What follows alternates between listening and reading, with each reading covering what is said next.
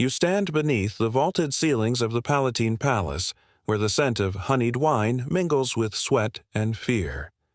Golden bowls overflow with figs and roasted peacocks, yet the laughter that fills the air feels rehearsed, every cheer a mask for trembling lips.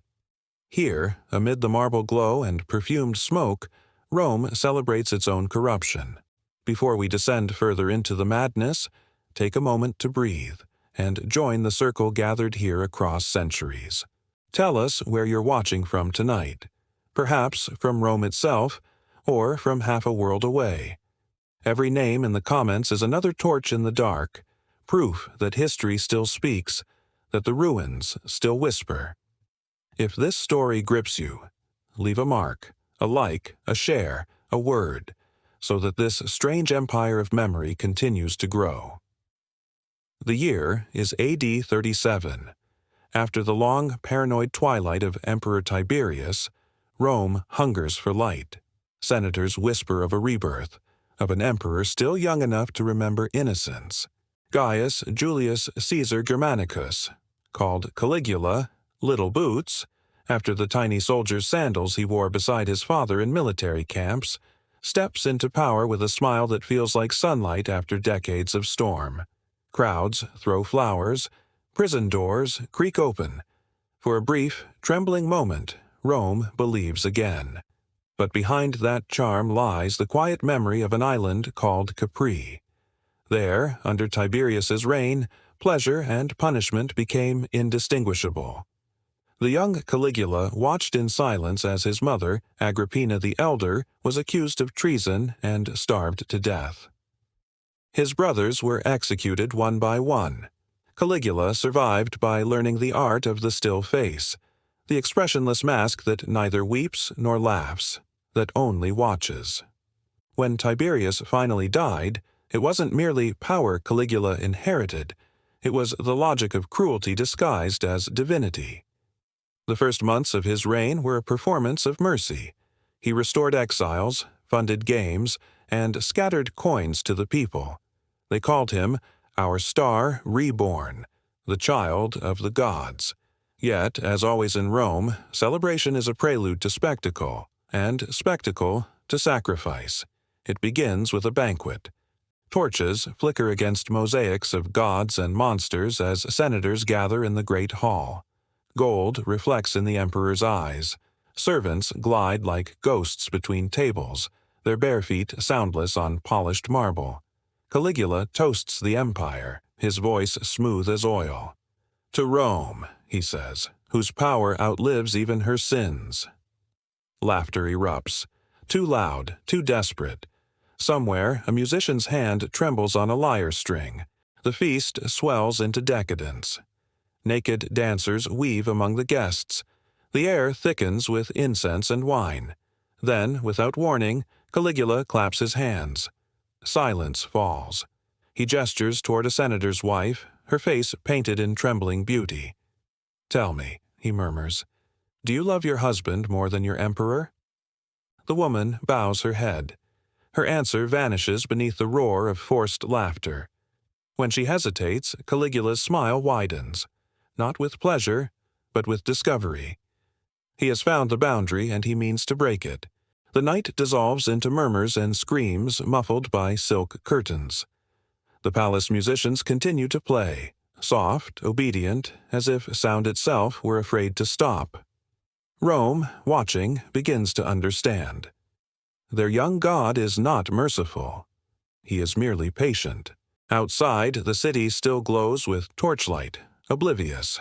Bread is distributed to the poor. The circus fills with games. Statues of Caligula rise across the forum, each carved a little taller than the last. The Senate calls him Pater Patriae, father of the nation. But within the palace, the old paranoia of Tiberius is reborn in a different mask.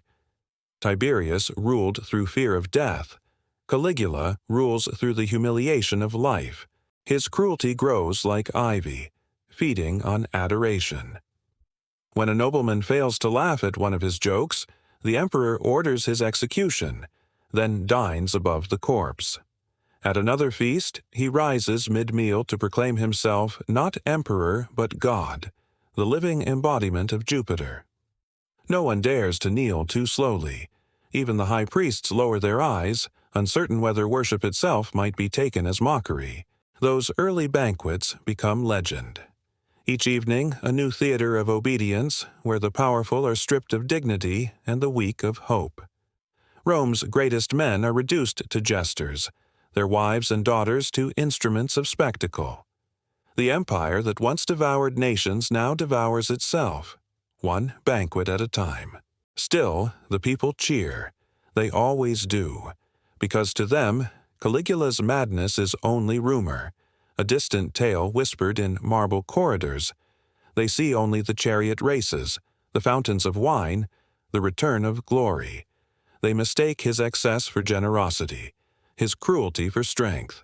And Caligula, ever the actor, understands that illusion is the purest form of control.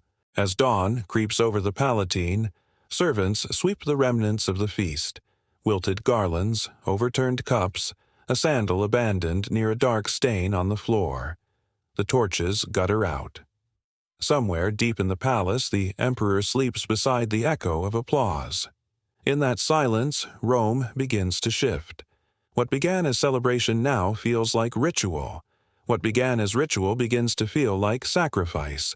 The line between pleasure and punishment has blurred, and no one dares to ask which side they stand on. And above it all, from his marble balcony, the young god smiles at the rising sun, because for the first time he realizes something divine, that to make men worship, one must first make them afraid. The feasts have only begun. The transformation begins quietly. At first, the courtiers think it a jest, one of the emperor's theatrical whims. Caligula orders a statue of himself to be carried into the temple of Jupiter, his face molded from marble so white it seems to glow even in darkness. When the priests hesitate, he laughs. "Why do you tremble?" he asks. "Have I not been kind to you? And to Jupiter himself, am I not his equal?" From that moment, Rome ceases to have gods. It has only one. He renames months in his honor, reconfigures temples to face the palace, and demands that sacrifices be made in his image. Senators are ordered to pray not for Rome's prosperity, but for Caligula's pleasure. The empire begins to orbit a single man's desire. In the vast halls of the Palatine, worship takes a different form. The emperor drapes himself in gold-threaded robes, his head crowned with rays like a living sun. He speaks to the gods as if to rivals, scolding Neptune for disobedience, mocking Jupiter for his impotence. "The heavens," he tells his council, "are jealous of Rome's glory and of me, who made her immortal." No one dares to answer. The air in the palace grows heavy with incense and heat. The lines between priesthood and servitude dissolve. At night, the marble corridors flicker with lamplight and the scent of myrrh. The emperor's private chambers become a stage for rituals that mimic worship but reek of degradation. The women of Rome's nobility are summoned under pretexts of loyalty, their families watching from banqueting couches as they vanish behind the veiled curtains of divinity. Pleasure, once a secret indulgence, becomes state ceremony. An offering made in silence, witnessed by marble gods who avert their eyes. Whispers spread among the priesthood.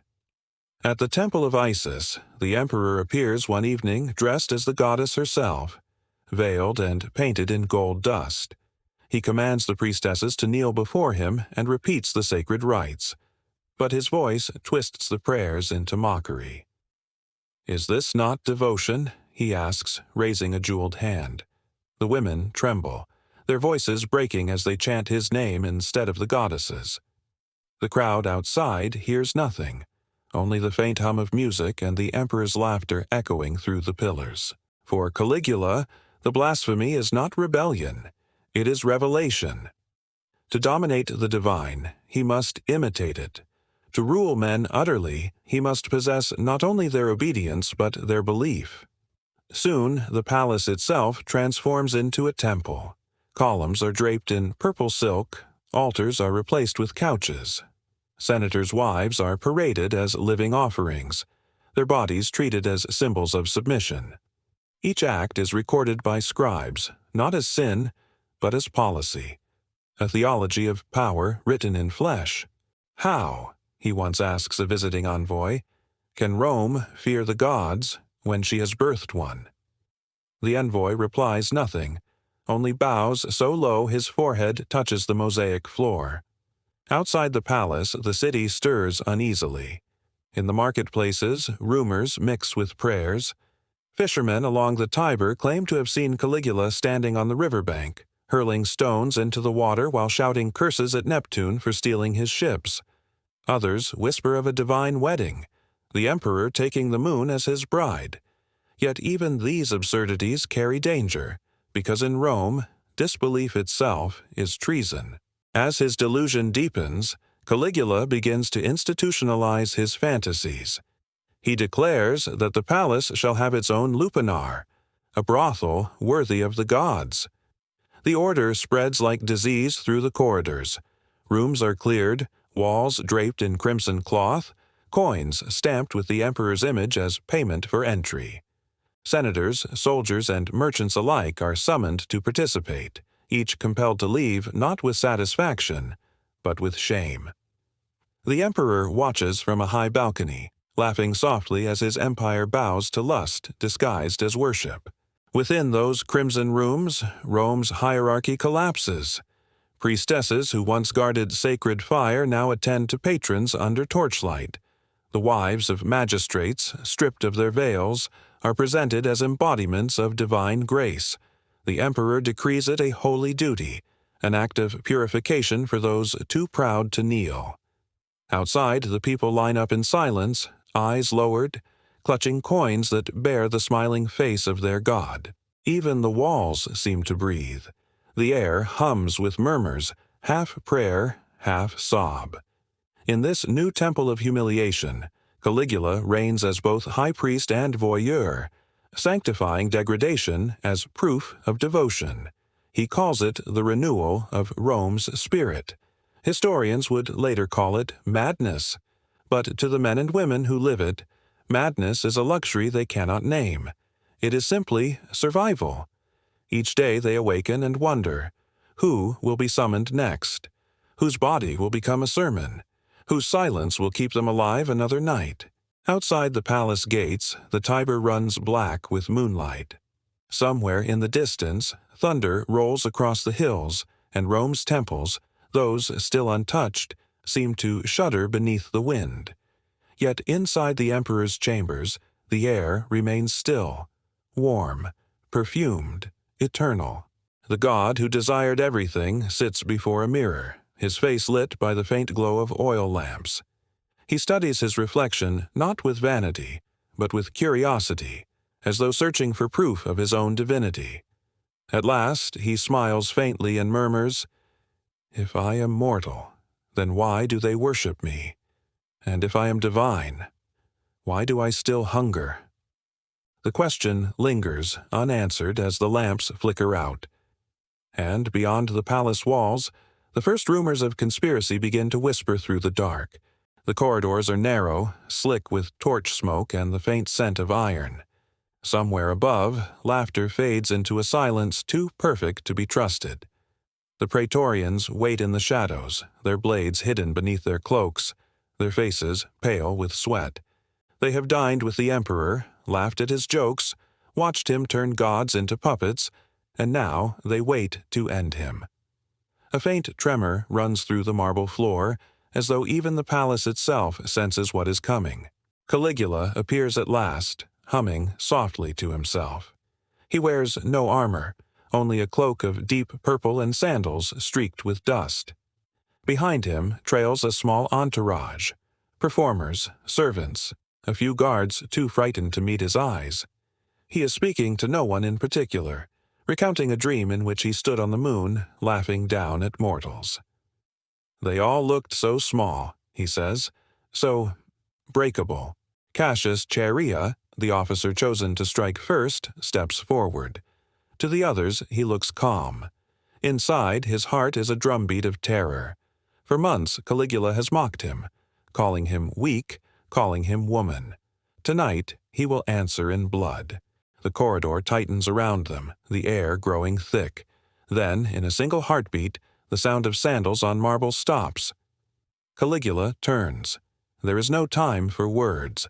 The first blow lands between his shoulder blades. He stumbles forward, choking on disbelief before fury floods his face.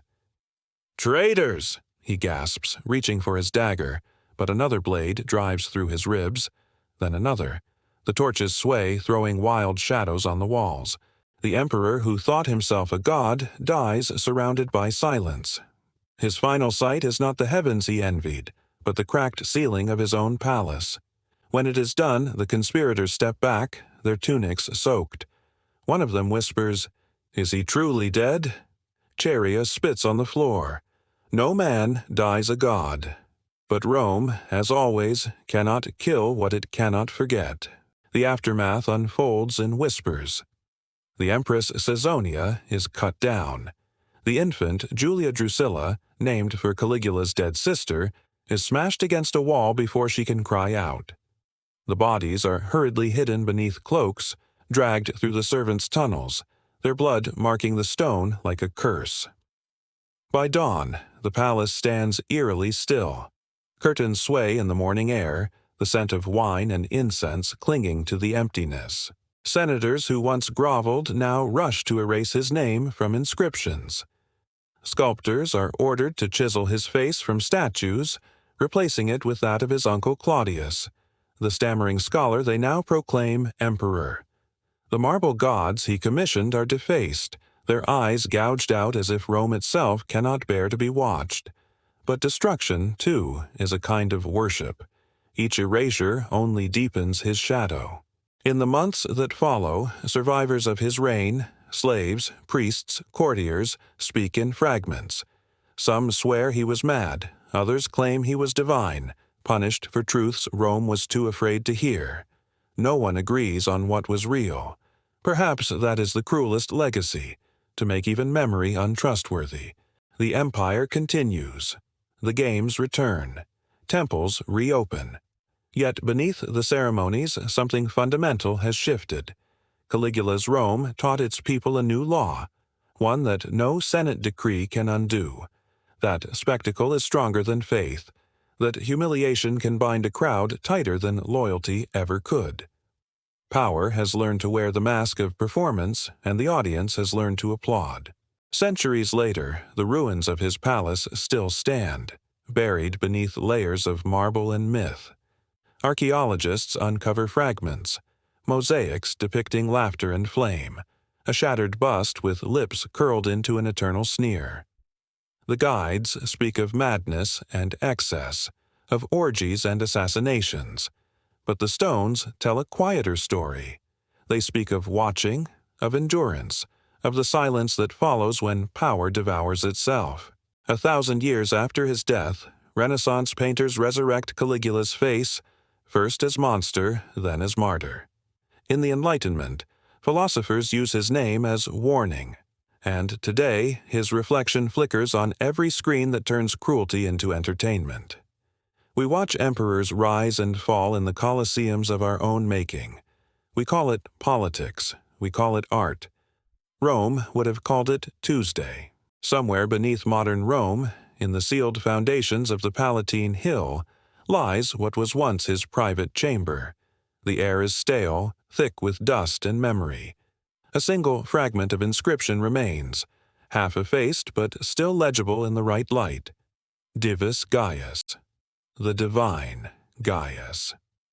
Perhaps it is chance that the words survived the chisels, or perhaps marble, unlike men, never truly forgets.